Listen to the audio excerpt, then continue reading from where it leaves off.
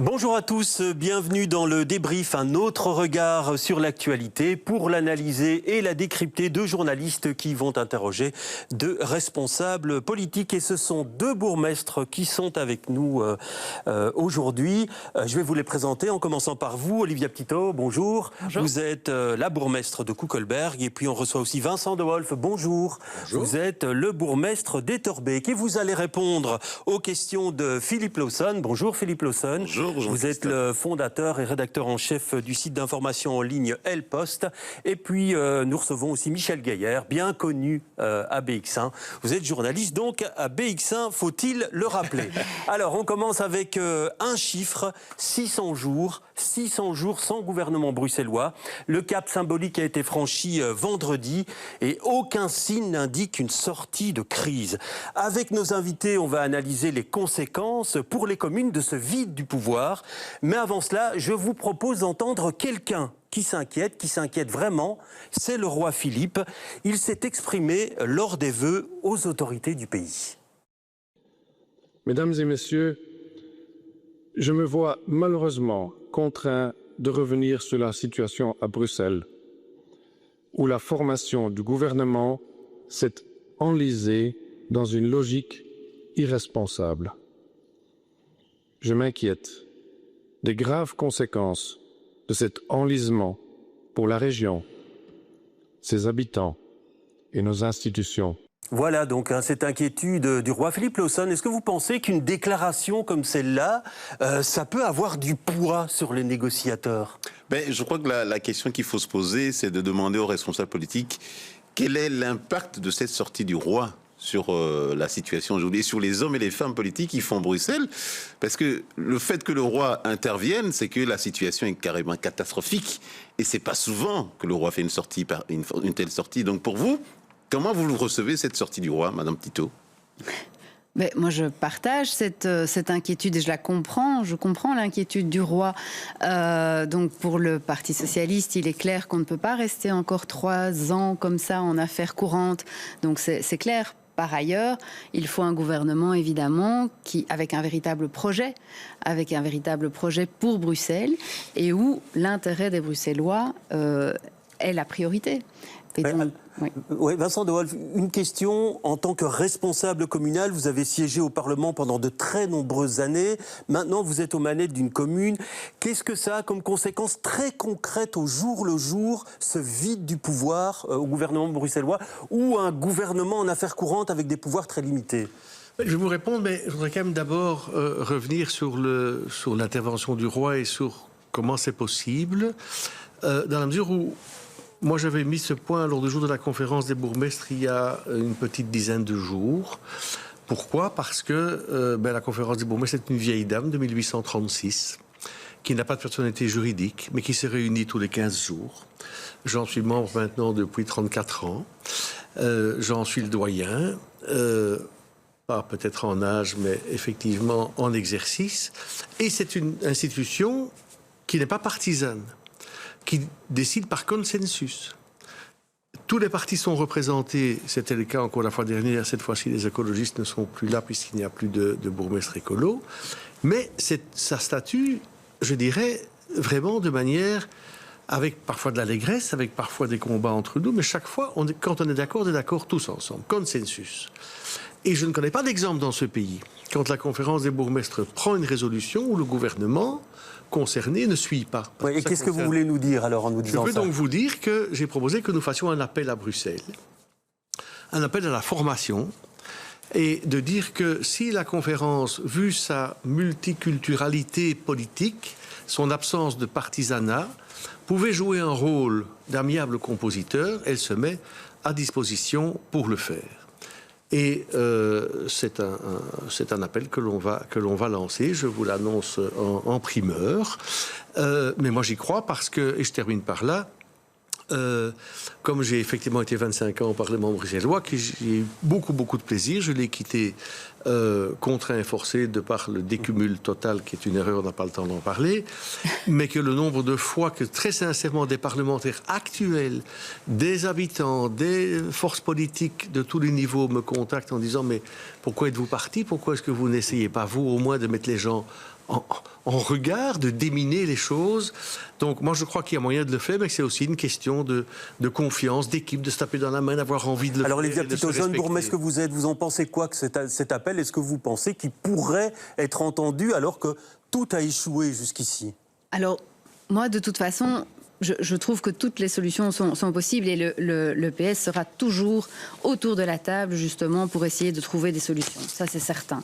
Donc, effectivement, si ça peut être une piste, eh bien, tant mieux. L'initiative de dimanche, l'initiative citoyenne, eh bien, tant mieux également. Donc, allons-y, avançons, c'est tout ce qui compte et ayons un projet pour Bruxelles. Par contre, là où nous ne serons pas au rendez-vous, c'est l'idée, par exemple, qui était sur la table de mettre 100 millions d'économies sur le dos des communes et des choses comme ça. Donc non, on veut un vrai projet pour Bruxelles et qui, justement, n'affaiblit pas encore plus les communes. Oui, Michel. Quand même un mot sur la sortie du roi. Le roi, il parle sous couvert d'un ministre, hein, même du Premier ministre. Et donc on sait quels sont les partis qui sont au gouvernement fédéral et qui ont validé cette expression, je rappelle, logique, irresponsable. Les deux mots, surtout accolés, ont un sens très profond.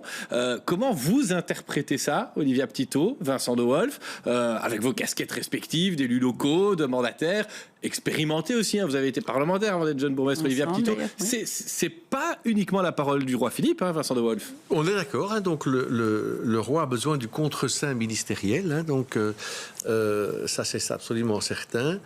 Les deux mots sont forts, mais moi je les porte aussi. Donc, ce n'est pas responsable. On parle de responsable politique. Quand vous êtes responsable politique, vous êtes mandataire. Les mandants, ce sont les citoyens. Vous avez reçu des voix, vous avez reçu un mandat à exercer. Vous n'êtes pas dans les conditions raisonnables si vous n'arrivez pas à quelques semaines, à quelques mois, à former un gouvernement. Alors, la situation, elle est complexe, évidemment, à Bruxelles. Mais pour répondre avec un exemple concret à la question de Monsieur Peset, je l'avais promis. Bon, moi j'ai été confronté, et encore maintenant, on va parler de la drogue tout à l'heure, à des problèmes de drogue, de rassemblement de personnes qui s'installent dans les métros, etc., ce qui crée une insalubrité, une insécurité, des problèmes importants. On a créé sur Etterbeek un hub social en accord avec tout le monde associatif. C'est une initiative unique qui coûte de l'argent. On a affecté une maison, on a besoin d'un infirmier, on a besoin de soins de première ligne, des choses pareilles. On a introduit un dossier aux autorités régionales pour être subsidié. C'est quelque chose qui est vertueux, que tout le monde trouve chouette, et ça rentre dans les conditions pour l'aide, mais il n'y a pas de gouvernement. Donc ça veut dire qu'il y a des choses comme ça, purement pratiques dans la vie quotidienne des communes qui ne se font plus. Et on est confronté parfois alors aussi à des sottises, peut-être par manque d'existence d'autorité gouvernementale, mais quand vous êtes une commune et que vous demandez des subsides pour installer des box vélos, et que on vous supprime 20 000 euros de subsides de box vélo, parce que vous avez fait de la participation, vous avez consulté les gens dans la rue, et qui vous ont dit ne le mettez pas au numéro 22, mais au numéro 26, et que c'était pertinent, et que du coup, Bruxelles Mobilité vous dévalue. Je vous demandais vos subsides. Voilà. Ouais. Alors, juste une petite citation anonyme, en fait. Je vais vous la faire découvrir, et je vais vous demander, selon vous, qui a pu dire ça. On va tout de suite découvrir, si vous voulez bien, cette citation. La voici. Les bourgmestres, finalement, à Bruxelles, tous partis confondus, sont ceux qui tiennent la baraque. Qui a dit ça, Vincent De Wolf, selon vous? J'aurais pu le dire. Oui, c'est ça. Je pense qu'on l'a déjà dit, d'ailleurs. Je l'ai dit à l'époque du Covid. À l'époque du Covid, moi je l'ai dit. Ça, et là, vous avez une idée? C'était il y a quelques jours. Vous avez une idée? Non. Non, Philippe Lawson. Ça serait pas un ancien ministre de l'opposition ou Charles Piquet? Non, c'est Olivier Minguin, le bourgmestre de Woluwe-Saint-Lambert. Il a déclaré ça à nos confrères de la Première. Et pour lui, en fait, il dit que ce sont les bourgmestres qui travaillent et qui font en sorte que les services soient encore rendus à la population. Est-ce que c'est exact ou est-ce qu'on va trop loin quand on dit ça, Olivia Petitto? Ce qu'il y a, c'est qu'aujourd'hui, donc il faut quand même être au clair, la région bruxelloise continue à fonctionner, les communes effectivement tiennent la baraque, les CPAS tiennent la baraque, les institutions bruxelloises continuent quand même de fonctionner, même si la réponse que l'on entend souvent, c'est vrai que c'est on est en affaires courantes, etc., etc. Nous, on ne peut pas dire qu'on est en affaires courantes. Et donc, c'est vrai qu'il y a un moment donné où on fait face, et on fait face à des réformes profondes. Donc, Exemple, l'exclusion, donc. On aura l'occasion d'en parler. Oui, effectivement, mais donc les CPAS font face. Et en fait, cette politique de proximité, elle implique de tenir la baraque et elle implique d'être tout de suite à l'écoute et en réponse immédiate de proximité avec les citoyens. Philippe Lawson. Est-ce que quand on dit vous tenez la baraque, vous pouvez encore la tenir longtemps ? Alors, de nouveau, ça dépend. Moi, je crois que oui, de toute façon, on n'a pas vraiment le choix. Et en tant que bourgmestre, on est aussi garant de la sécurité et de l'ordre public, etc. Donc, on a beaucoup de responsabilités quand on est bourgmestre, et on ne s'en plaint pas, que du contraire. Mais il faut pouvoir en avoir les moyens. Or, rappelons-nous qu'il y a des législations qui nous imposent aussi de suppléer quand il y a des déficits. Et c'est le cas pour les zones de police et c'est le cas pour les CPAS. Et là, c'est vrai que la limite, elle commence à être réellement atteinte, non seulement par rapport au CPS, mais aussi, et ça fait déjà longtemps, par rapport aux zones de police. Donc le fédéral ne fait pas son job aujourd'hui par rapport aux communes, par rapport à la responsabilité qui est entre les mains des communes. Et ça commence vraiment à peser très très très lourd. Michel Gaillard. Vincent de Wolf va nous répondre. Le fédéral, il lèse une commune comme celle d'Etterbeek, par exemple, en termes de moyens de police ?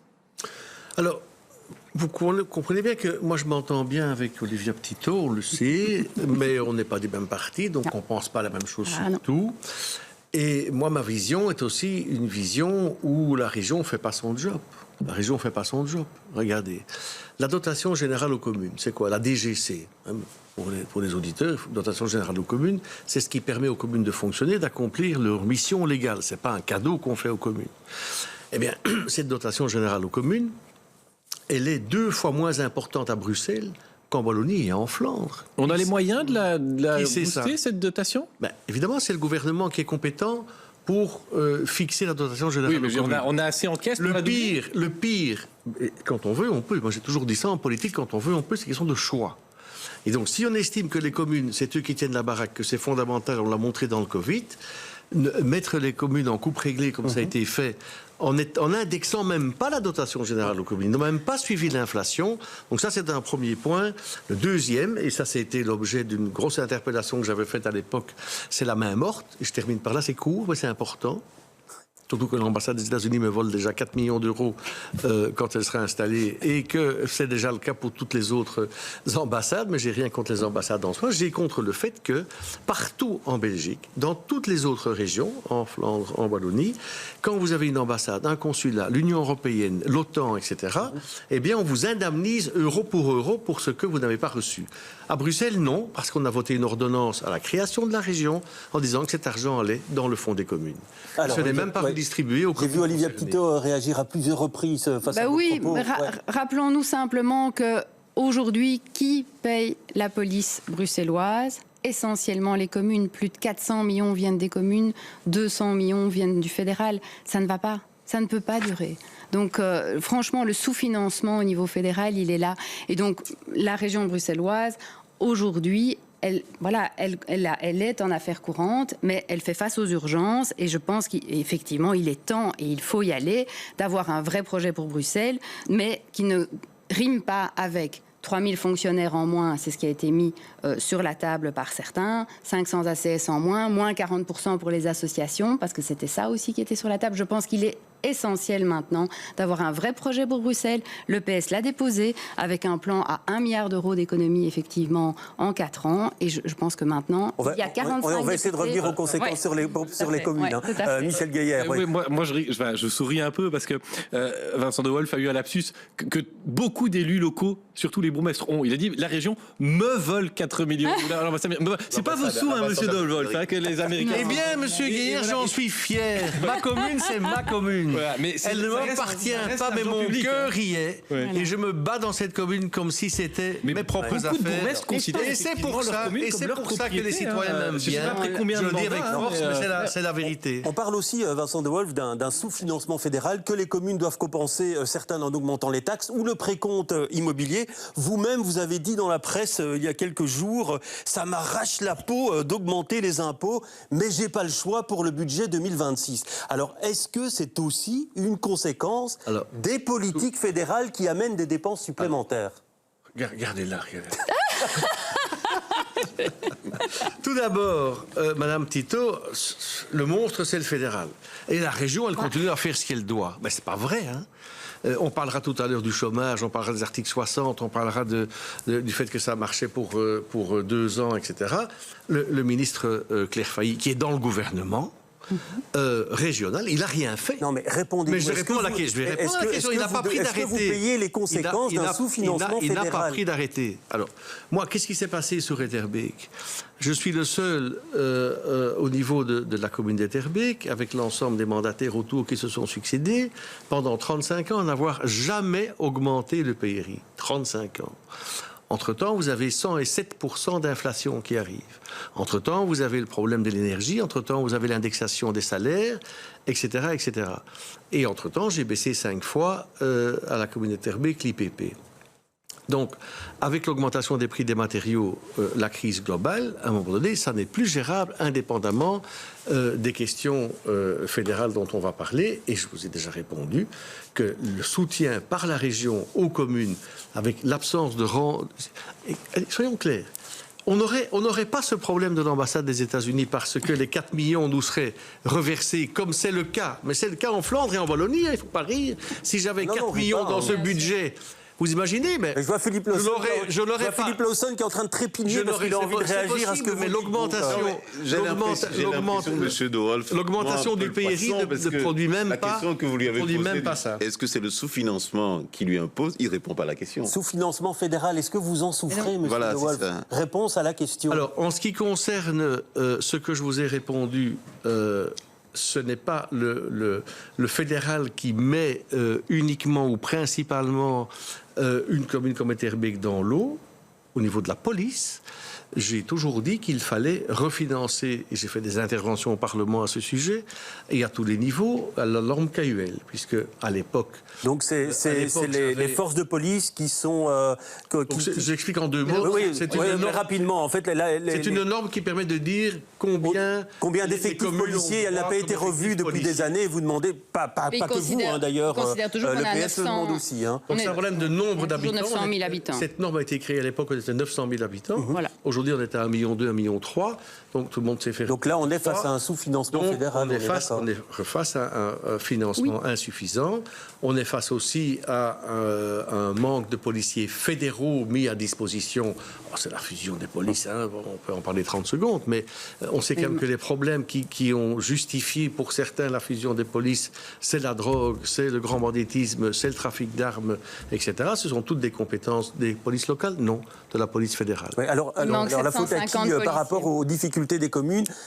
Quand on entend M. De Wolf dire qu'elles encombrent beaucoup à la région, est-ce que vous partagez son avis ou pas, Olivia Tito? Il y a évidemment des craintes. Il y a des subventions aujourd'hui qui étaient dites facultatives, effectivement, où il y a des problèmes. Mais objectivement, la grosse masse, quand on est bourgmestre, les grosses masses qui nous manquent aujourd'hui concernent les transferts, donc les dotations que l'on fait, pour la zone de police et pour les CPAS. Nous, entre le compte 2024 et le budget 2026, on a plus 1,4 million de dotation au CPAS. Et c'est énorme sur un budget de 50 millions, enseignement compris. Enfin, il ne faut pas être grand clair pour voir qu'il y a un problème. Au niveau de la zone de police, on a une augmentation de 370 000 €. Objectivement, pour y faire face, on a dû augmenter les impôts. Et ça n'est pas de gaieté de cœur. Donc ça faisait 10 ans qu'on n'avait pas augmenté les impôts à Kuckelberg. Donc c'est une réalité. Moi, ça faisait 35 ans. Voilà. Et de manière générale, il manque 750 policiers par ailleurs. Et donc ça, on n'a pas de réponse au niveau du fédéral pour avoir encore plus, évidemment, de policiers dans nos rues, d'agents de quartier. Et donc ça, c'est essentiel. Et la fusion, par exemple, des zones de police ne résoudra rien en la matière. Et là, on était globalement aussi d'accord au niveau de la conférence des bourgmestres. Autre exemple concret, très rapidement, parce qu'on va passer à autre chose. Le service de prévention. Moi, j'ai 72 agents. Très important. On n'est plus subventionné par la région que de la moitié. Il n'y a pas que le fédéral. Je dirais les pouvoirs supérieurs se donnent un peu tous la main pour fermer les robinets et on envoie tout vers les communes et on n'a pas le choix de dire non. Les habitants, ils vous interpellent dans la rue. Il y a un problème, il y a une explosion, il y a un attentat. On doit gérer le problème tout de suite. Et on continue à le faire. Oui, on tient la baraque. Oui. Voilà. Alors on va parler un petit peu politique si vous le voulez bien maintenant, parce qu'il y a quelqu'un qui aimerait bien entrer dans un collège échevinal, dans le collège de la ville de Bruxelles, c'est Nawal Benhamou. Elle demande à quitter son poste au gouvernement bruxellois pour rejoindre le collège de la ville de Bruxelles. Et ça coince, c'est ce qu'affirme le président du Parlement, Bertin Mampaka. On l'a interrogé cette semaine sur le sujet. La moitié des constitutionnalistes de ce pays donc sont mis à contribution pour savoir si l'opportunité politiquement elle est faite, elle est justifiée ou pas, et techniquement qu'est-ce qu'il faudrait faire. Il y a plusieurs quand même verrous qui doivent être réglés pour que Mme Benhamou puisse retrouver son échevinat au niveau de la ville de Bruxelles. Je comprends que sur le plan humain, certains ministres en affaires courantes ne puissent plus trouver non seulement la motivation, mais le contexte tenable pour exercer convenablement leurs fonctions. Alors Michel Gaillard, une question sur ce sujet. Deux questions. Une pour Olivia Petitot, une pour Vincent De Wolf. Madame Petitot, Oui. vous êtes à la tête d'une commune, Oui. vous avez dirigé un OIP, Bruxelles Formation, vous avez été parlementaire à chaque fois, vous avez eu à travailler avec le gouvernement. Est-ce que il faut absolument un secrétaire d'État, ou est-ce qu'il serait possible, par exemple, que Nawal Benhamou démissionne et que le ministre-président reprenne ses compétences qui finalement qu'il lui a délégué. Donc, est-ce que ce serait faisable? Est-ce que ça poserait des problèmes au Parlement pour les questions et le contrôle, aux OIP, par exemple, en matière de logement, ou pour les projets dans les communes? Voilà, la question n'est pas tellement politique, elle est fonctionnelle. Mais moi, aujourd'hui, empêcher Nawal Benhamou de bouger, justement, et de changer de fonction, ça m'interpelle dans la mesure où, tout récemment, ça a été permis, justement, pour un autre ministre. Et donc, ministre, hein, pas secrétaire d'État. Oui, mais ça a permis quand même à monsieur de se mettre de s'installer et donc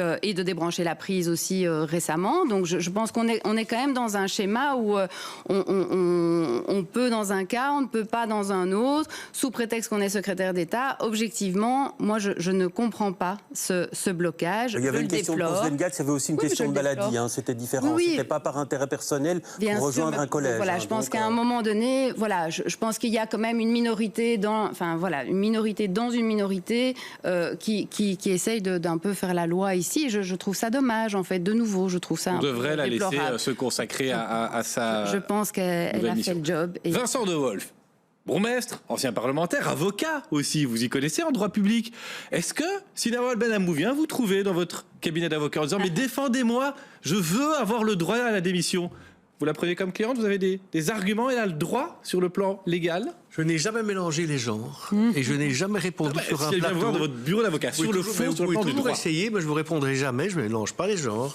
Si on vient dans mon bureau d'avocat, je suis tenu par la confidentialité, le secret professionnel. Je vais leur donner une consultation à la noix en public pour quelqu'un qui. Et si on pose la question politique, alors, Vincent De Wolf? Ça c'est autre chose. Il faut voir comment vous la posez, parce que si vous la posez, je vous connais de la même façon. Ah non, je la poserai pas de la même façon. Sur le plan du droit, est-ce qu'elle peut démissionner? Est-ce qu'on peut lui contester le droit à la démission? Alors, moi, la première chose que je veux dire, c'est que ça montre que ce brol ne marche plus du tout. Ma question, c'est sur quoi ils s'entendent encore. Est-ce que c'est pas lamentable qu'une dame qui veut prendre ses fonctions d'échevin auxquelles elle a droit n'arrive pas à avoir un accord dans son propre gouvernement? Ça prouve que ça ne marche plus du tout. Je ne vois pas sur quoi ils sont encore d'accord.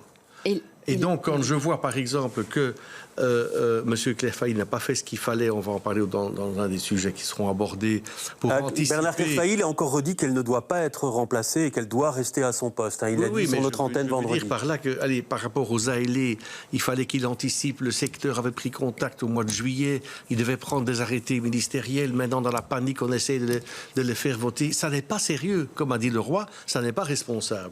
Et c'est la région, c'est le gouvernement actuel. Et ceci, c'est triste sur le plan humain, je ne comprends pas. Sur le plan juridique, je ne comprends pas non plus.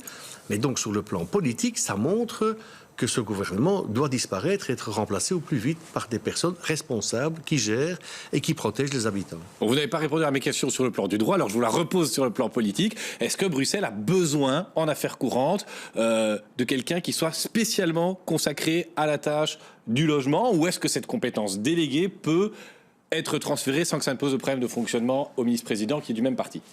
Alors, vous me l'avez dit souvent, j'ai pu plusieurs fois être ministre, je ne l'ai pas été, je ne peux donc pas vous dire de l'intérieur au sein du gouvernement. Mais vous allez répondre, je vais vous répondre, je ne vais pas vous dire. Vous esquivez, je vais pas monsieur vous dire. Dehaulf. Mais non, non, je vais répondre. Mais je ne peux pas vous dire, n'ayant pas vécu, si. Moi, ça me paraît normal qu'il y ait un secrétaire d'État au logement. Parce que j'ai été pendant 25 ans membre de la commission logement. J'y ai joué, je crois, un rôle majeur.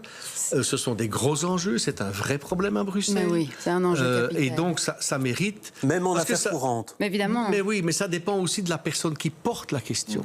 Si vous avez quelqu'un qui est investi, qui fait ça avec son cœur, qui veut défendre les gens, qui veut réagir, alors la réponse est oui. Si vous avez quelqu'un qui est là sur un strapontin et qui ne fait pas grand-chose, la réponse est non. Mais donc, globalement, parce que vous allez dire, et M. Lawson va vous tenir la main, que j'esquive, non, je n'esquive pas. Moi, j'estime qu'il faut quelqu'un qui s'occupe du logement, oui. Et 7 personnes sur 10 qui viennent nous voir parlent de logement. Enfin, je dis, il faut quand même être conscient de l'enjeu et de la crise du logement aujourd'hui. Remplacement de Nawal Benamou. Oui. Bien sûr. L'émission. Bien sûr. Pour deux raisons. Respect Bien de la sûr. personne humaine, elle a le droit de Bien changer sûr. de carrière. Ouais, tous ne disent pas ça au sein du MR, hein, Vincent Dehaulf. Oui, mais moi, je dis ça. Non, mais donc c'est Très bien. capital. Voilà. Philippe Lawson. Oui, mais moi, ma question pour M. Dehaulf, vous dites que ce quoi ils s'entendent encore et que le gouvernement va disparaître. Oui. Mais en même temps, il n'y a pas de gouvernement. Mais comment on fait si le gouvernement disparaît et qu'il n'y a pas de gouvernement effectif de plein Mais non, mais je veux dire qu'il est temps que ce gouvernement prenne son congé définitif et pas qu'il fasse semblant de ne pas savoir gouverner parce qu'il est en affaires courantes. Ça devient une rengaine, on se demande encore ce qu'ils font. Déjà, quand on écoute les débats parlementaires, c'est d'une tristesse extraordinaire. Donc ce que je veux dire, c'est qu'ils doivent partir et être remplacés. Oui, mais l'effectif n'arrive pas. Oui, mais donc il faut un gouvernement. Il faut une majorité. Ah oui. Il n'y a pas de majorité. Il y en a pas. À moins que le maire ne... Écoutez, Bien sûr, mais si on me demande, Ah, oui, allez-y. parce que d'aucuns l'ont fait, je ne Ouais. citerai pas les noms, que je sois, je ne sais pas, médiateur des mineurs, et sans aucun intérêt pour moi, hein. C'est pas pour avoir une fonction. Hein. Je pouvais être président du Parlement, j'ai choisi d'être bourgmestre, donc il n'y a pas de débat, il n'y a pas d'ambition personnelle. Mais je pense que je suis de ceux, et pas moi tout seul, qui pourraient rassembler les pots et les couvercles, faire en sorte que les gens se parlent, faire en sorte qu'on se tape dans la main, faire en sorte qu'on ait de la joie de créer ensemble dans l'intérêt des Bruxellois. On a compris. Moi, c'est si une ça offre m'est... de service. Voilà, Non, c'est ça. non, Vous mais si voulez ça mettre- m'est... Heureusement qu'il y a des. il y a- Vous y Mais je songez dis ça, quand je vous fais ça en homme de suggérez bonne à la- volonté. quand vous Et suggérez je avec dis la ça parce que les conférence gens des dans la bourgmestres. rue m'interpellent en me disant « Et vous, monsieur Dehaulf, pourquoi vous ne faites rien ?» Eh bien, je réponds « Si on me le demande, je le ferai. » Mais Voilà. donc, Et donc, on heureusement peut comprendre la on- lettre que vous avez suggérée à la conférence Oui. des Mais bourgmestres. c'est pour ça que je l'ai fait, Oui. évidemment. Et ce qui Olivia nous Petitpas. porte au niveau local, c'est ça. Ce sont les projets que l'on arrive à porter. Donc la revitalisation urbaine, n'en déplaise à Monsieur De Wolf, elle est quand même toujours pilotée au niveau régional bruxellois aussi. Donc les contrats de quartier, etc. Donc il y a quand même encore des politiques urbaines qui permettent de développer nos quartiers. Et c'est ça qui nous fait tenir aussi au service des citoyens. Donc c'est fondamental d'avoir un gouvernement avec un véritable projet et sans austérité. Allez, Et sans dernière austérité question, absurde. Mais moi, je crois Parce que je c'est rappelle. quand même chouette de voir un homme de bonne volonté qui se met à disposition. Moi, c'est pas ça qu'elle... Dernière question. Juste une petite dernière question, On est Madame, tous à disposition. Madame Tito, vous êtes du PS, Oui. Monsieur Dehaulf du MR. Oui. Vous avez l'air de bien vous entendre et d'être d'accord sur pratiquement beaucoup de choses. Mais vos présidents ne s'entendent pas. Qu'est-ce que Mais vous leur alors, dites? nos présidents respectifs, donc président de la Fédération bruxelloise, ça c'est monsieur Laoueche, effectivement, mais donc on est... C'est pas que son président, hein, c'est aussi... Non, mais je c'était rappelle quand même, dans votre- moi la priorité des priorités, je l'ai déjà dit sur votre plateau, il y a en intempore non suspecto, je pense qu'il faut vraiment que la priorité ce soit que des Bruxellois qui soient autour de la table. Ça c'est déjà une base. Moi je croyais effectivement à la dernière tentative de monsieur Verhofstadt, donc voilà, je croyais vraiment dur comme fer, je pensais qu'on allait arriver au bout. Je pense sincèrement qu'aujourd'hui, malheureusement, voilà, il y a toujours aussi un jeu d'une minorité dans la minorité néerlandophone qui débranche la prise systématiquement. Et donc ça, je le regrette vraiment tout à fait fondamentalement. Je pense que ce qu'il faut, c'est que l'intérêt des Bruxellois, des citoyens, soit le plus important pour tout le monde, autour de la table, et qu'on avance. Donc on n'a pas le choix. Voilà. De toute façon, 600 jours, c'est assez triste comme ça. On va en rester là et on va revenir, si vous voulez bien, aux charges pour les communes. Vous en avez déjà parlé, les charges liées à l'exclusion du chômage. Cette semaine, la commune des Saint-Gilles, suivie par celle de Forêt, ont décidé d'introduire un recours devant la Cour constitutionnelle par rapport à ces exclusions, cette loi qui instaure l'exclusion du chômage après 2 ans. En cause, ce sont les charges, hein, vous en avez parlé déjà tous les deux, que cette réforme entraîne pour le CPAS et pour le budget communal. Écoutez Jean Spinette, le bourgmestre de Saint-Gilles, à ce sujet. Les indicateurs sont malheureusement à la hauteur des risques qui avaient été programmés. On parle d'une charge sur base annuelle potentiellement de 3 millions sur 2026 et de 4 millions en base constante. Donc c'est vrai que c'est assez compliqué pour une commune de devoir assumer cela. Le recours ici vise quelque part un manque de loyauté fédérale, un transfert de charges qui n'a pas lieu d'être et de problèmes d'inéquité, parce que quelque part les communes qui ont le plus de bénéficiaires ont l'assiette fiscale la plus faible et donc ne sont pas en capacité de compenser par l'impôt l'octroi de ces aides sociales. Et donc c'est de nouveau les endroits où la pauvreté est la plus étendue, où les communes doivent donner le plus de services, mais qu'on va devoir augmenter la charge fiscale. Donc c'est un peu la double peine. Alors double peine, Philippe Lawson, qu'est-ce que vous en pensez? Le terme est fort, hein, quand même, double peine. Non, je crois qu'il a raison de dire que c'est une double peine. Mais la question qu'on peut se poser, moi, ce que j'observe aujourd'hui, c'est que dans les communes qui vont introduire un recours à la Cour constitutionnelle, il n'y a que des communes francophones. En Wallonie, il y a Andenne et Mons. À Bruxelles, c'est Saint-Gilles, Forêt, Molenbeek éventuellement. Mais Forêt, c'est fait. Hein. Forêt, c'est fait. Et donc, est-ce qu'on peut penser que ça devient une question communautaire? Alors, attention, nos communes à Bruxelles, elles ne sont pas francophones. Elles sont par essence, le bourgmestre sont francophones, mais elles sont bilingues. Majorité francophone. Oui, commune en Flandre pour le faire. Voilà, c'est ça. C'est ma question. Il n'y a pas de commune flamande qui a envie d'y aller. Ça, ça devient une question. Rien, si vous voulez, je peux essayer de répondre. Oui, allez-y, monsieur De Wolf. Ça, je ne sais pas, mais en tout cas, parallèlement, moi, ce que j'ai envie de dire, c'est que... Vous pourriez rejoindre ce recours? Oui, bien sûr. Donc, le point est à l'ordre du jour du collège de mercredi prochain. Et je pense, en fait, que ce n'est pas le premier recours et que ce n'est pas le dernier. Et donc, c'est ça. Et les précédents n'ont pas abouti. Non. Donc, alors, les précédents n'ont pas abouti. Il y en a d'autres. Hein. Il y a aussi le recours en annulation au Conseil d'État, donc par rapport à la suppression du fonds pour la participation et l'activation sociale, ainsi que la lutte contre la pauvreté infantile. Donc, je pense que c'est important aussi de le souligner. Donc, il y a plusieurs recours aussi qui sont en route, et je pense vraiment qu'il y en aura d'autres. On est face à une situation qui est vécue comme étant profondément injuste et en effet déloyale. Comme je l'ai dit, les communes doivent suppléer au déficit des CPAS. Et ça, c'est la loi qui le prévoit. Et le fédéral le sait, ça. Et donc, à partir du moment où on prend des mesures au niveau fédéral qui vont pénaliser particulièrement certaines communes, et on le sait, et ce sont les communes bruxelloises qui sont les premières pénalisées, évidemment, eh bien, on est en droit de lutter juridiquement contre ces mesures fédérales. On va quand même préciser, Olivia Petitot, qu'il y a une prise en charge par le fédéral, mais qui va diminuer en fait au fil des années. Tout à fait. Et surtout, moi, et ça je l'avais déjà dit aussi sur vos antennes, c'est qu'en parallèle, il n'y a aucune obligation et aucune exigence vis-à-vis des employeurs, public, privé d'ailleurs, pour ouvrir les portes des entreprises, pour justement veiller à ce que ces personnes qui sont en fin de droit aient un minimum d'expérience professionnelle possible dans des emplois un peu tremplins, j'ai envie de dire. Rien de tout ça n'a été prévu. Aucune phase, justement, aucun phasing out n'est prévu. Le phasing out, c'est aujourd'hui, pour Kuckelberg, on est face en 2026 à 793 personnes qui vont être en fin de droit. On en a eu 93, donc là maintenant en janvier, il y en a 30 qui ont déjà poussé la porte du CPAS, 24 qui ont un revenu d'intégration sociale qui va tomber. Je suis poli, je ne l'interromps pas, celle qui parle. Oui. Ceci dit, l'addition, vous allez la payer aussi à Etterbeek. Si vous faites les questions et les réponses, moi je peux observer, mais je ne partage pas votre point de vue.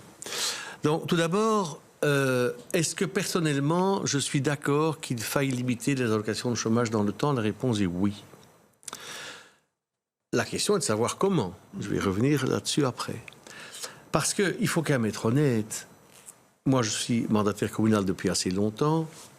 Olivia Petitot a eu des hautes fonctions dans la formation professionnelle, et je pense d'ailleurs qu'elle les a bien exercées. je vais en parler. Contrairement à d'autres situations, Actiris, je vais en parler. Il y avait quand même des abus auxquels il fallait mettre fin. Je veux dire, on connaît quand même dans les logements Et sociaux... sur la manière, Vincent Doyle. Oui, rapidement, parce qu'on a déjà dit beaucoup ça sur la manière. Est-ce que c'est fait trop tôt? Est-ce qu'il aurait fallu faire autrement? Je veux dire que c'est une opportunité. Je veux dire que c'est une opportunité à saisir. Je veux dire que on est devant des situations où parfois il y a des abus de gens qui restent au chômage 2 ans, 5 ans, 10 ans, 15 ans, 20 ans, et parfois travaillent en noir et menacent alors tout l'équilibre de la sécurité sociale et l'équité des Belges et des non-Belges devant le travail et les besoins. Et donc c'est une opportunité parce que, et je le dis avec force et je sais que c'est vrai, que malheureusement Actiris n'a pas fait son boulot.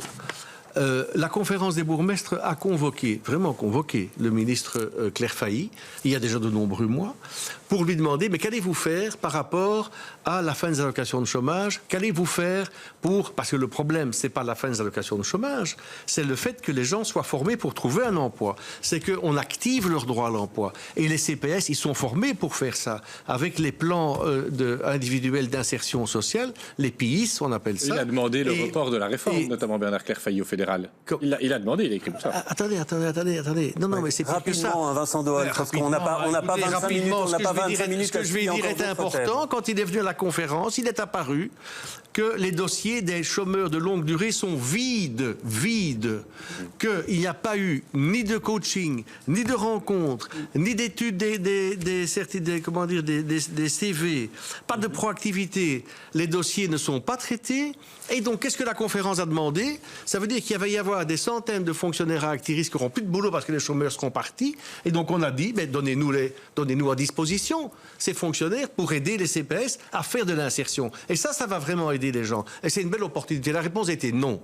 Donc, il ne faut pas toujours croire qu'il faut voir la poutre dans l'œil du voisin. Il faut parfois voir que le problème vient du gouvernement bruxellois. Et je crois savoir d'ailleurs que les socialistes au sein du gouvernement ne sont pas très heureux de l'abandon par Actiris sous la tutelle du ministre Claire Failly des chômeurs de longue durée qui n'ont pas du tout, durant toute leur carrière... C'est vrai, Olivier Petitot, on a entendu aussi Sébastien Lepoivre, le président de la Fédération bruxelloise des CPS, déplorer en fait qu'Actiris n'ait pas pris en charge de manière plus importante les chômeurs de longue durée. C'est votre cas. Ils n'ont pas fait du tout. C'est votre cas aussi?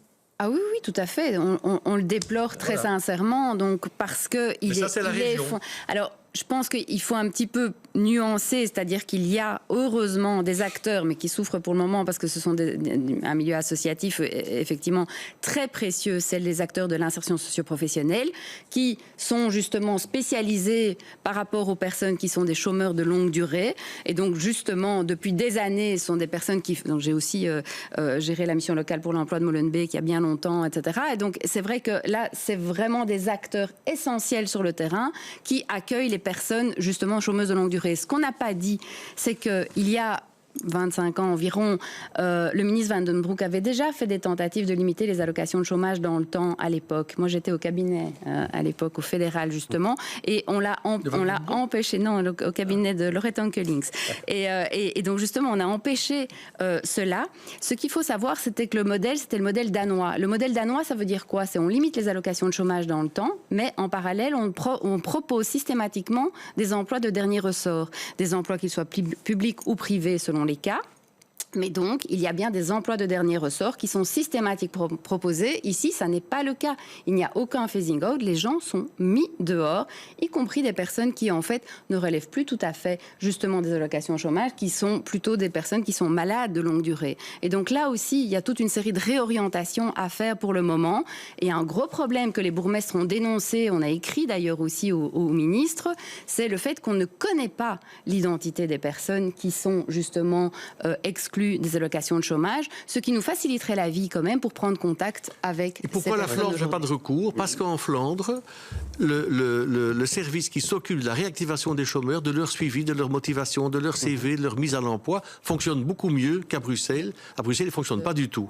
Et c'est ça le problème. Philippe Lawson, rapidement. Oui, mais la question, à vous entendre, Actiris, Elle sert encore à quelque chose Mais non. Oui, mais donc non. oui, c'est là qu'on n'est pas Ben d'accord. ça, je vous dis, absolument pas. C'est un scandale, C'est là qu'on n'est pas un vrai d'accord. scandale. Il y a 800 millions là qui servent à rien et les dossiers sont vides. Donc et donc, c'est inhumain par rapport à ces gens qui sont restés pendant 10 ans, 15 ans sans qu'on s'occupe d'eux. Alors maintenant, on renvoie vers les missions locales. Moi, j'ai une grosse mission locale qui sert pour 5 communes. On a un agent par commune, mais il n'y a aucun moyen complémentaire qui est donné pour traiter les personnes qui vont. Mais votre réponse par rapport à ça sur l'utilité d'Actéris? L'utilité d'un service public, effectivement, est toujours mesurée à son degré d'efficacité. Et ça, je pense que c'est la réalité. Et donc, je pense qu'on est... Enfin, voilà, quand on est dirigeant d'un service public, il y a des obligations, effectivement, à remplir, des indicateurs à remplir. Et ici, force est de constater, en tout cas, qu'il y a eu des mots malheureux, certainement. Et si les mots ont été suivis d'effets, c'est-à-dire qu'il n'y a rien dans les dossiers, c'est en effet L'efficacité est très nulle, grave. c'est ça.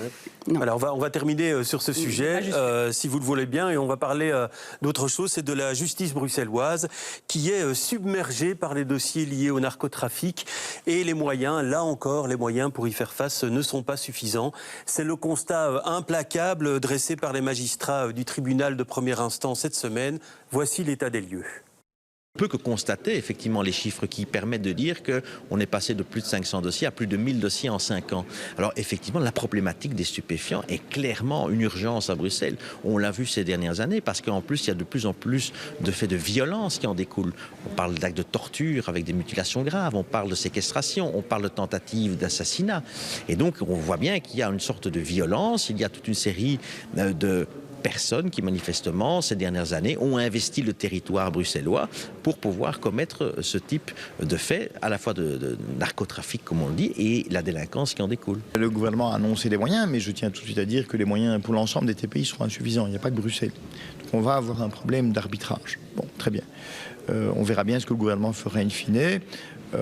J'espère, mais on ne demande pas des moyens énormes, mais il y a notamment en termes de greffiers, on est en sous-nombre en termes de greffiers, donc même si on avait des juges, j'aurais du mal à ouvrir des chambres supplémentaires. Voilà, et ces moyens, c'est donc 1 milliard. La décision est tombée en novembre 2025 au Conseil des ministres fédéral. Et donc 500 millions d'euros de moyens de fonctionnement pour la justice et 500 millions pour les infrastructures pour l'ensemble de la législature. On le voit tout de même, Philippe Lawson, il y a quand même une espèce de cri d'alarme qui est toujours posé par les magistrats. Mais ça fait longtemps que ce cri d'alarme est lancé et on a l'impression que les gouvernements fédéraux qui se sont succédés ne se sont pas saisis du problème. Aujourd'hui, le gouvernement est là. Mais vous deux, ministres, membres de parti au gouvernement fédéral, vous soutenez les magistrats ? Nous, on n'est pas on entend toujours des déclarations pendant les campagnes électorales, quel que soit le parti, en disant il faut renforcer la justice. Force est de constater que c'est pas toujours suivi des faits, en tout cas de manière importante. Vincent Dewael. Moi, on peut me reprocher beaucoup de choses, mais je suis pas dans l'incantation. Moi, je suis un ouvrier intellectuel. Moi, je pars du problème concret et je trouve une solution. Donc, je préside alternativement la conférence des bourgmestres et je suis très conscient de la gravité, pas seulement au niveau bruxellois, pas seulement au niveau belge, au niveau européen, mais toute la Belgique, de voir la Belgique basculer un jour dans l'état narcotrafic. Je suis sensible à ça parce que j'ai une fille qui se dévoue au Mexique pour lutter contre les trafiquants, pour lutter contre le gouvernement qui est corrompu. Et là, j'y retourne dans quelques jours. Là, vous voyez que c'est pas qu'il n'y ait pas une démocratie. Je veux dire que tout est corrompu. Mais quand vous allez au Mexique, vous voyez la différence avec ce qu'il y a chez nous. L'État social et de manière générale, la structure étatique est plus forte, plus structurée. Ici, avec une séparation des pouvoirs, avec il n'y a pas de gouvernement à la région, des communes qui fonctionnent. Vous m'avez empêché de continuer mon idée. C'est qu'à un moment donné... Le temps passe, Vincent Dewael. C'est possible, mais à un moment donné, quand le narcotrafic a pris le pouvoir, vous revenez plus. C'est ça que je dis. Et donc, quand je présidais la conférence des bourgmestres, j'ai fait venir, avec l'accord de la conférence, Inge van Bijmeers, commissaire royal aux drogues. J'ai fait venir le président du tribunal de première instance et j'ai fait venir aussi les présidents des chambres accélérées. De façon à ce qu'on voit comment mieux collaborer entre nous, chefs de police administrative, communes et parquet. L'arrivée de M. Julien Moinil a déjà fait bouger les lignes. On arrête beaucoup plus de gens. Mais aujourd'hui, on manque de moyens, effectivement. J'ai encore vu dans la presse presse récemment que maintenant on va commencer à cheminer par des sous-marins, par des drones, par des techniques nouvelles, par des engins télécommandés sans pilote de la drogue. Donc il faut se rendre compte que les moyens... Enfin, j'ai été aussi en mission avec la police à Montréal voir ce qui se passe avec le fentanyl, etc. Il faut savoir que 1 kilo de cocaïne vaut 40 000 fois plus une fois qu'il est arrivé ici que là-bas. Ce sont des profits qui sont monumentaux. Ouais, mais on manque de moyens pour juger aussi, parce que vous dites effectivement, l'arrivée de M. Moigny a amené le fait que le parquet est beaucoup plus actif dans ce domaine, mais les dossiers arrivent au tribunal et force est de constater qu'on n'a pas les chambres, on n'a pas les juges, on n'a pas les greffiers, Vincent De Wolf. Il y a une amélioration forte par rapport au fait que les chambres accélérées ont été créées. Il y a un nombre d'arrestations beaucoup plus important, il y a un nombre de saisies beaucoup plus important. Mais on est face à une explosion liée... pour ces gens, la vie humaine n'a aucune valeur. Il faut savoir que... j'ai des exemples. Quand on change de modèle, on passe sur Olivier Petitau. J'avais fait une déclaration à l'époque. Il faut que ce soit une union sacrée de l'ensemble des forces politiques, policières, judiciaires belges pour lutter contre le narcotrafic. Le danger est vraiment là. Mais on y est. Je pense que... Enfin, je veux dire... Hier, il y a eu un communiqué de presse justement de la zone Bruxelles-Ouest sur le bilan drogue 2025, avec près de 500 arrestations et justement plusieurs kilos de cocaïne saisie, beaucoup de 200 kilos environ de cannabis aussi saisis. Enfin, je veux dire, il y a eu vraiment une mobilisation pendant toute l'année 2025 et donc de tous les agents qui sont sur le terrain. Donc vraiment tant brigade canine que les agents de quartier. Enfin, vraiment tout le monde est mobilisé autour de ce combat.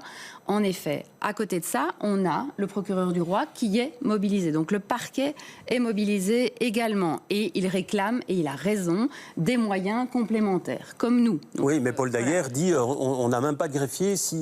Quand bien même on pourrait ouvrir des chambres, on n'a pas de greffier. Oui, mais donc là, au niveau du parquet. Et ensuite, en effet, les choses arrivent au niveau de la justice. Et là, je pense qu'il y a des processus accélérés et des alternatives aussi. Donc j'écoutais une émission encore hier soir. Donc un de nos gros problème, c'est que 35% des gens qui sont en prison le sont pour la détention préventive. Est-ce que tout le monde a sa place véritablement en prison? Est-ce que des peines alternatives ne sont pas intéressantes? Oui, mais là, on parlait d'ouverture de chambres, en fait, qui permettent de juger, Olivier Petitau. Oui, je sais bien, en amont, mais je pense que toute la chaîne de commandement, à ce niveau-là, doit se réinventer. Quand j'étais parlementaire, justement, j'avais consacré toute une semaine à l'époque au fait d'être citoyen comme un autre ou pas quand on est en prison. Je pense qu'il y a vraiment des gens qui seraient mieux avec des peines alternatives que en prison. Et donc ça, c'est une réalité existent. également. Pourquoi la justice ne les applique-t-elle pas? C'est une très bonne question. Donc, de nouveau, on a vraiment un problème de détention préventive. Donc, quand je dis 35% des gens qui sont en détention par principe. Oui. Et donc, alors, je vous repose la même question qu'il y a 12 secondes. Est-ce qu'on doit en finir avec le modèle répressif? Non, il y a d'autres modalités de répression. Il y a des choses qui sont plus pédagogiques. Et là, bon, j'en reviens à ma fonction de juste avant, mais je pense que quand on est bourgmestre, on apprend aussi aux gens beaucoup de choses.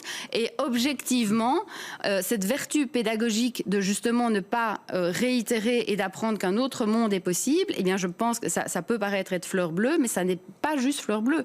C'est essentiel de montrer à des gens qui sont au début, évidemment, qui sont dans des tout petits débuts fifrelins, ils ne vont rien apprendre en prison et ils ne vont rien apprendre ailleurs non plus. Je pense qu'il est essentiel de se dire que quand on rentre en prison, on apprend surtout à avoir un réseau et un réseau qui n'est pas le bon. Alors on va pas entamer un débat là-dessus parce qu'il y a encore deux thèmes à traiter. Je voudrais vous faire réagir par rapport à ce risque qu'on court ou cette avalanche ou cette difficulté de prendre en charge le narcotrafic. Parfois, il y en a certains qui vont dans la surenchère. Je vous propose par exemple de découvrir ce tweet qui a alimenté la polémique cette semaine. C'est Geoffroy Comens de Brachen. Ça a suscité des vives réactions. C'est sur X. Voilà, vous le découvrez avec moi. On y voit une personne armée d'un bazooka qui vise un maire en pleine rue aux Philippines. Et ce commentaire du député bruxellois MR, Molenbeek dans 5 ans, avec des points d'interrogation. Vous en pensez quoi, ça, monsieur De Wolf? Surenchère, stigmatisation, vous condamnez? Je ne l'aurais pas écrit. Je ne l'aurais pas écrit.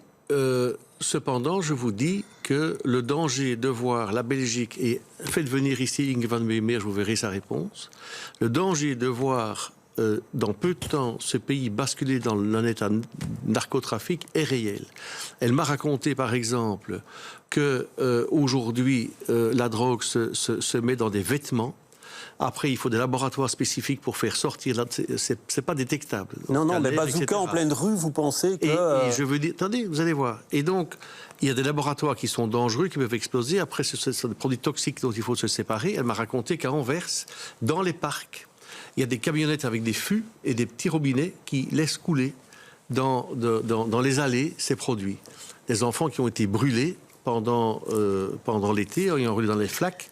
Et donc, je veux dire, c'est quelque chose qui est un véritable cancer pour la société. Donc, c'est une image qui est forte. L'expression, je ne la juge pas spécialement. Je dis simplement que je suis sûr qu'il y a un point de non-retour.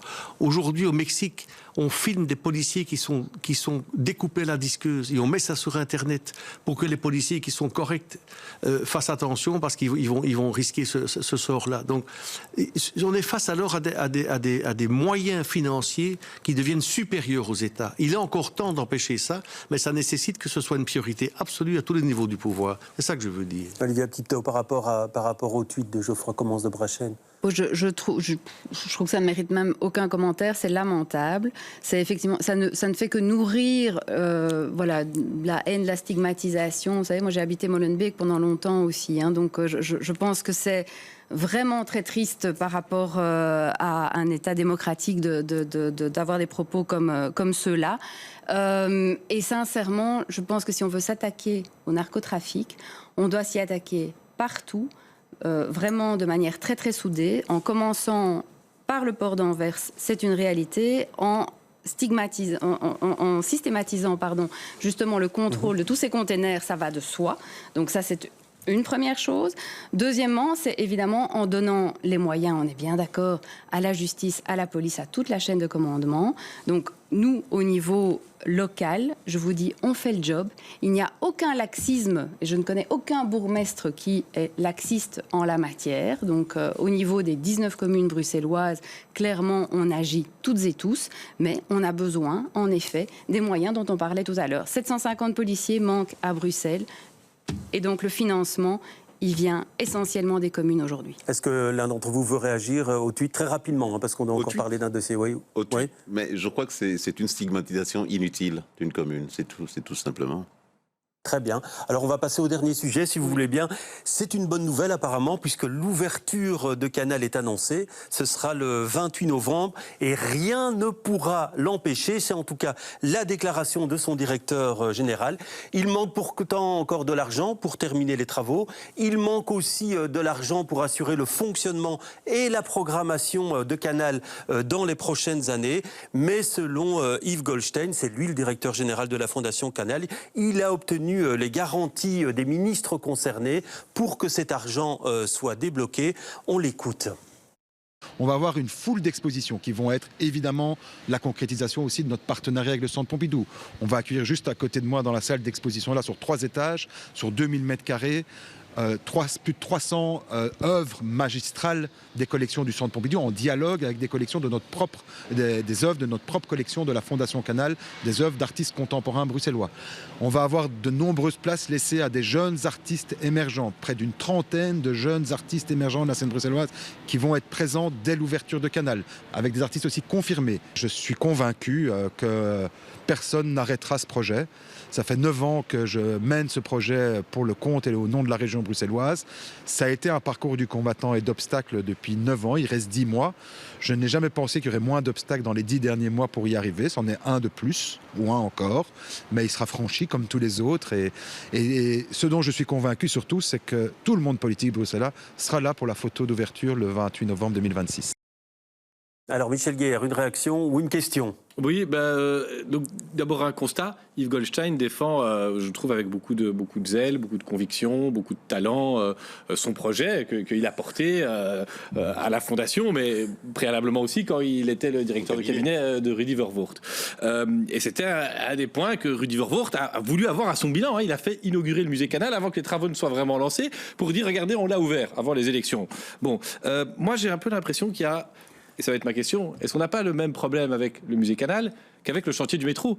C'est-à-dire que ça a déjà coûté tellement cher qu'on se dit si on s'arrête là, ce sera du gâchis. Mais en même temps, on sait que ça va coûter une fortune. On parle là de 50 millions d'euros. C'est pas rien. Alors, en fait, le montant total, c'est 230 millions d'euros et il manque 50 millions d'euros. Voilà, mais donc, ça veut dire que il y a 50 millions d'euros qui sont à trouver, de frais de fonctionnement par an. Alors moi, je pose une question toute simple à 2 bourgmestres, 2 gestionnaires. Est-ce qu'on peut, à un moment donné, parfois dire non à un projet, le réorienter parce que ça a coûté trop cher, ou bien, comme par exemple, on l'entend parfois pour le métro, on a déjà tellement avancé qu'à un moment donné, s'arrêter là, ce serait problématique. Alors, il reste moins de 2 minutes, donc une réponse rapide, s'il vous plaît. Je pense que Bruxelles a besoin de ce projet. Donc, ça ne répond pas à ma question. Ma question, c'est est-ce qu'on peut arrêter, oui ou non? Mais non, il faut y aller, il faut aller jusqu'au bout, effectivement, de ce projet. Il faut voir toutes les pistes d'économie qui sont possibles d'ici là. Mais je veux dire, là, on est vraiment au bout, pour le coup. Le métro, je suis désolée, mais le métro... Ou dans quelle ville du monde une ville paye toute seule son métro? À un moment donné, couper d'Ambelliris, c'est un choix aussi. À un moment donné, voilà, je pense qu'il est... sur Canal. C'est 2 dossiers vraiment différents. Oui, mais c'est vraiment 2 dossiers différents. C'est vous qui faites le parallèle. Non, est-ce qu'elle a les moyens? Olivia Puto, est-ce que la région aujourd'hui a encore les moyens vu ses finances? Mais là, je pense qu'on doit aller au bout. On doit ouvrir Canal et on doit le faire rayonner et lui faire un business plan qui permette de faire rentrer de l'argent. C'est-à-dire, à un moment donné, on est là-dedans. On n'a pas le choix. Vincent De Wolf. Alors c'est aussi une question de compétence, parce que quand moi j'étais encore en commission infrastructure et que Mme Van den Brand a découvert que le métro 3 était à la rue du Marais, que sur le canal, sur la fondation Canal, dans un marais sans avoir prévu le coût de la construction d'un métro dans un marais, c'est ça le problème. Sur la Canal. 230 millions, 30 millions d'investissements récurrents. Est-ce qu'il faut continuer? Pour moi, ça dépend aussi de la rigueur de la gestion, la rigueur de l'équipe, le business plan, la rentabilité qui est possible. J'ai vu dans le New York Times et j'ai vu sur CNN qu'on cite le prochaine ouverture de ce musée à Bruxelles et que ça pourrait être un centre qui attirerait des visiteurs comme ça se passe dans d'autres capitales. Si c'est comme ça, peut-être. Est-ce que ce sera comme ça? Ça dépendra de la compétence de ceux qui le font et qui sont en manette. Et que ce soit quelqu'un qui vient d'un cabinet qui gère ça, ça ne me rassure pas nécessairement. Il faudra faire ses preuves, mais je préférais avoir des gens compétents qui ont fait leur classe rapidement, dans ce domaine. Je vais devoir conclure très rapidement. Non, sincèrement, le rayonnement de Bruxelles est à ce prix. On a une vocation internationale et ici, je pense qu'on y répond. Je pense qu'il y a un public pour ça et que donc, le nombre de nuitées à Bruxelles, etc., va exploser sans doute avec ce projet. Et c'est essentiel. Et en plus, c'est à 2 pas de la basilique. Donc très bien. Merci en tout cas. Merci d'avoir balayé avec nous l'actualité de la semaine. Merci pour vos regards, Philippe Lawson et Michel Guerre. Voilà, c'est terminé pour aujourd'hui. À très bientôt. Portez-vous bien.